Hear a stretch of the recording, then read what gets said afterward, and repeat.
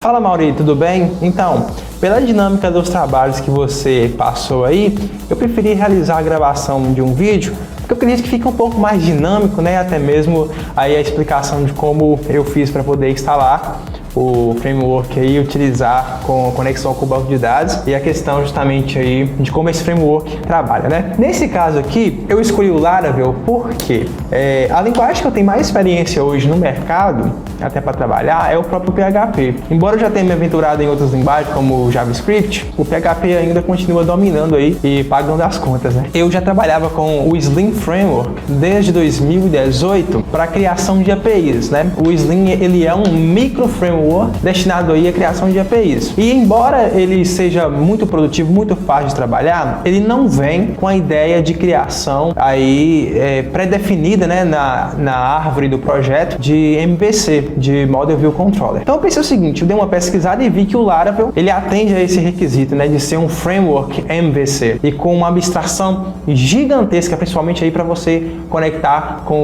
o banco de dados, né? Então é fácil, você só coloca lá o nome do banco de dados, dá um migrate lá, que ele realiza ali a criação da tabela de usuários, por exemplo. Então, agora são cerca de 4:30 da tarde de um domingo, e como eu já havia tentado estudar Laravel em 2016, eu acredito até mesmo pela falta de maturidade, eu não enxerguei muita vantagem em utilizar um Laravel. Então eu continuei trabalhando com PHP normal, né, com a questão de estruturação de diretórios na mão mesmo. Nesse caso aqui, eu percebi a grande vantagem na produtividade. Eu comecei por volta de 13 horas de hoje a estudar, com cerca de 2 horas de estudo, né, lendo a documentação, eu pude perceber que ele é bem simples de instalar e até mesmo para quem é iniciante a gente consegue ter uma noção boa de como que ele funciona. Nesse caso agora eu vou passar para o computador, eu vou espelhar a tela para você e a gente vai continuar o processo aí no computador. Bom, eu já estou aqui na minha pasta, no meu computador, onde eu vou realizar a instalação do Laravel, e para isso eu utilizarei o Composer, que é o gerenciador de pacotes aí do PHP. Então, para isso eu vou abrir aqui dentro dessa pasta o PowerShell. Então, Open PowerShell Window Here e vou executar o seguinte comando: Composer, Create, Project, --prefer, dist, Laravel, /Laravel e o nome do meu projeto. No caso aqui eu vou colocar, sei lá, faculdade. E eu vou guardar aqui ele realizar aí o download de algumas dependências, né? Como eu já fiz a instalação aqui antes testando, né? Ele já tem aí alguns pacotes que estão no cache. E com isso vai ser um pouco mais fácil. Você percebe que está aqui, ó, loading from cache. Então, ele está carregando aí esses pacotes do cache aí do meu sistema, como eu já fiz essa instalação. Então é só aguardar, isso é normal, demora mesmo aí.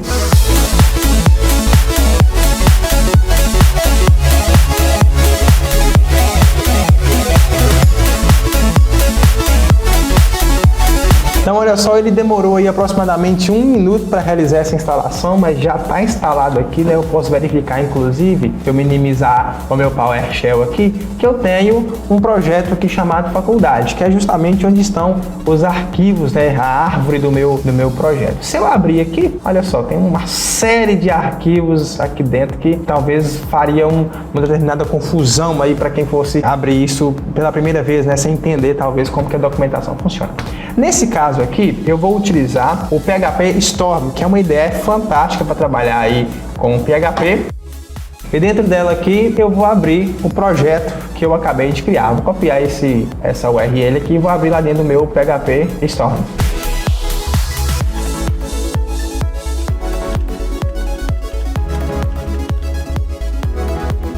Então olha só, quando a gente abre aqui, ele já tem o readme.md aqui, que é um pouquinho a respeito do Laravel, algumas questões aí para você contribuir, código de conduta, licença, né?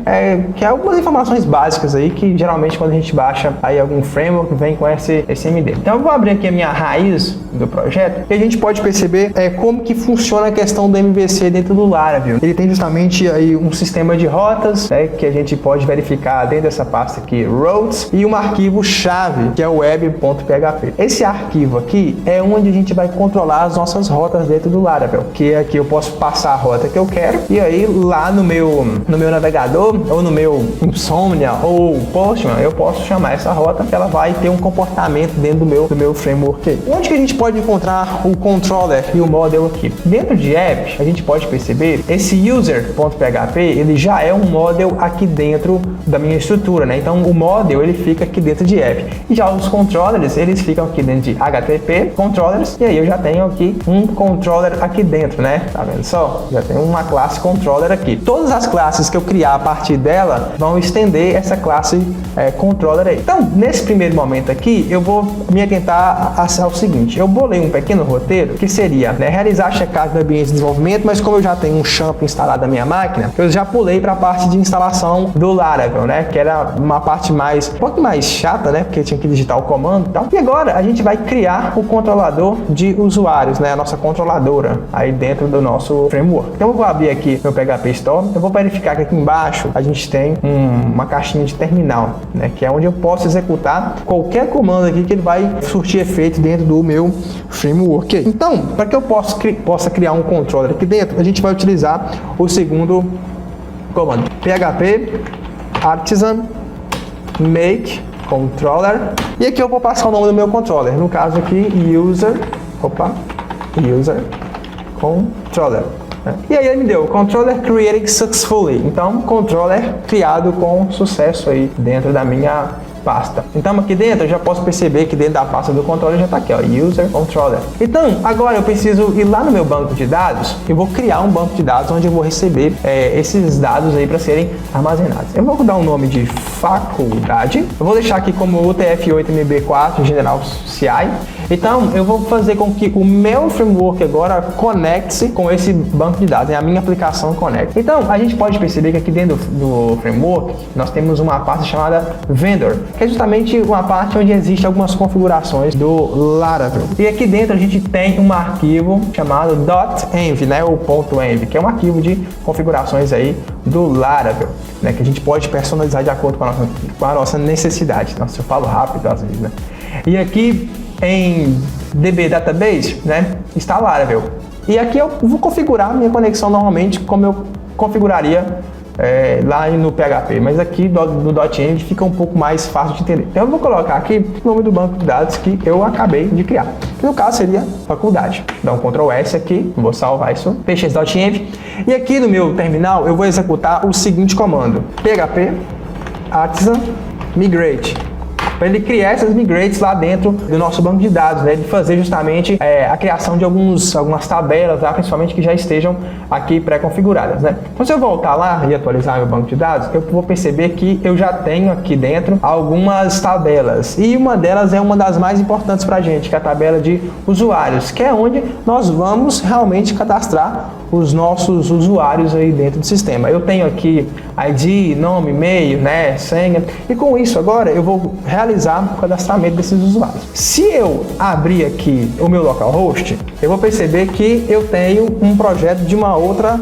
parte que eu fiz, né, que eu estava estudando, mas não é o projeto que eu estou rodando. Então como que eu faço para poder rodar o projeto e acessá-lo dentro lá do meu navegador, né? Se eu tiver, por exemplo, mais de um virtual host ou mais de uma aplicação rodando na mesma máquina, né? Não importa a diferença. Então, aqui a gente vai ter o seguinte comando, que é o php artisan server, para ele poder realmente rodar o servidor aqui na nossa máquina. Então eu estou vendo aqui, ó, que Laravel Development Server Started, e aí ele me deu uma URL aqui, que é a minha máquina local na porta 8000. Se eu abrir isso aqui, vou verificar que existe aí um script, um template pré-configurado. Mas onde é que fica esse template? Aí que vai entrar a questão das nossas views, o que é público aqui dentro do nosso projeto, né? Então, se eu voltar aqui na minha raiz, eu vou perceber que aqui eu tenho Resource Views. Então, olha só, minhas views estão aqui dentro. No Laravel, a gente tem uma nomenclatura, né, uma convenção de que .blend.php, né, ou .blend.php, seria justamente a convenção para você informar o que é uma view aqui dentro. Então você pode colocar o nome que você quiser aqui dentro, né, welcome, ou usuários, algo desse tipo, que ele vai realmente retornar isso para você. Então, se eu verificar, isso aqui é o que está lá dentro do 8000, né? Ó, Docs, Laracasts, Newsblog, Nova, Forge, Report, GitHub, que é justamente o que está aqui. Então, se eu colocar, por exemplo, qualquer outra coisa aqui, ó, só para estender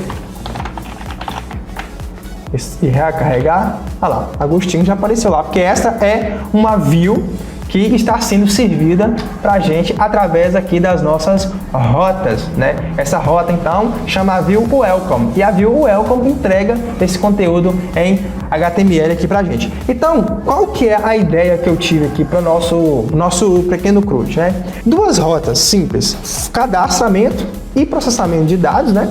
E a listagem desses usuários. Então nós vamos criar um cadastro daqueles usuários que a gente fez a migrate e vamos listá-los aí na nossa tela. Então para isso, eu vou voltar aqui dentro da minha IDE e vou vir aqui em Roads, e aqui em Web eu vou cadastrar uma nova rota aqui dentro, né? Só que antes de cadastrar essa rota propriamente dita, eu vou acessar aqui, por exemplo, usuários, e você pode ver que não tem nada, né? Não foi lançada nenhuma rota de usuários aqui dentro. Então, ok. Eu vou, antes de tudo, aqui dentro do meu Resources, Views, e vou criar uma nova view aqui, que será form cadastro.blade.php. Ok, então eu vou dar só escrever um texto aqui como H1, formulário de cadastro de usuários. Beleza. Estamos aqui dentro ainda, continua sem nada, porque eu não defini isso. Estamos aqui na minha web.php, eu vou colocar route response. Qual que é o tipo, né, de verbosidade? A gente sabe que tem get, put, push, delete. Nesse caso é um get, que vai ser visível lá dentro do nosso browser. URI. E aí nessa URI vai me perguntar qual que é. Opa, já coloquei aqui, já completou. O bom, às vezes o bom dessa ideia é que ela já completa pra gente. Aqui. Então, URI, que vai ser usuários, né? Usuários. Pode ser usuários, ponto cadastro, né? Pode ser algo desse tipo. E aí eu vou passar aqui para ele o meu controller que vai realizar esse meu cadastro. Só que se eu voltar lá dentro do meu controller, eu vou perceber que eu não tenho nenhum método que vai apontar para aquela view. Então eu vou cadastrar aqui, não.bf, formulário, né, para retornar aquele formulário propriamente dito. Então eu vou dar um return view e aí o nome dessa minha view, que no caso seria form cadastro, né? Então uma action seria o quê? User controller @form cadastro, né? Posso dar um nome para essa rota aqui, né? User.form cadastro.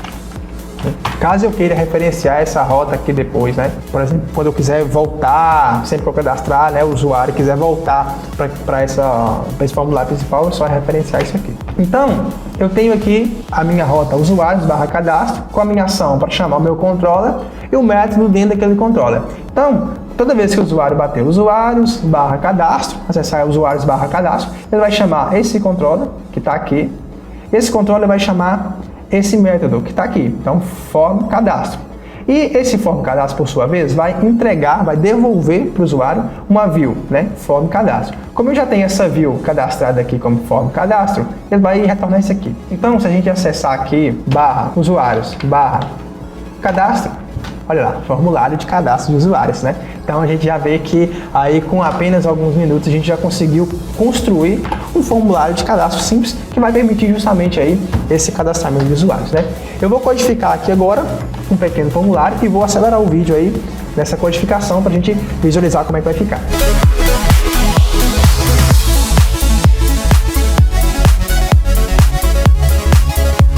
Então aqui basicamente o que eu fiz? Eu fiz o meu formulário, coloquei aqui um input de para name, né, para e-mail e para password, né, que seria justamente aí a senha do usuário. Então para a gente cadastrar, né, eu colocaria o nome, e-mail e senha aqui e mandaria cadastrar.